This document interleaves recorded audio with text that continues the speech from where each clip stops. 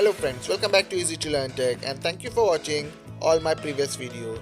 If you're watching my video first time, please like, share and subscribe to my channel. And in today's video, we are going to talk about Samsung air conditioning error code E101 or E102. It means communication error between indoor and outdoor.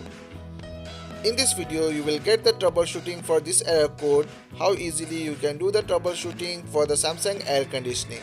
If you have the error code and if you know the solution of the error code, it will make you easy to do the work on site. Without wasting our time, let's start our video and see the error code and its troubleshooting.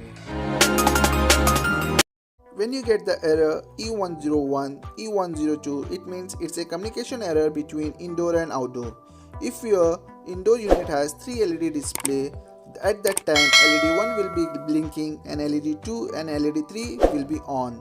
It means it's a communication error. First of all, you have to check the cable of communication between indoor and outdoor.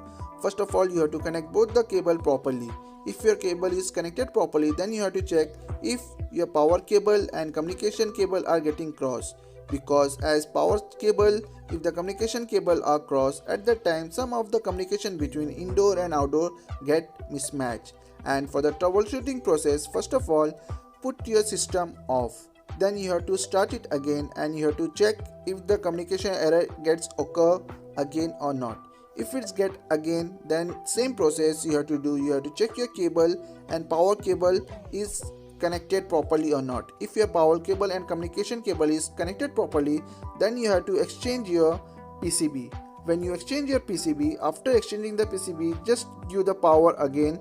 Then you check communication is okay or not. If your communication is okay, it means the fault was indoor PCB. Even if you change the PCB, then also it's not okay. Then you have to change your outdoor PCB and your system will be working.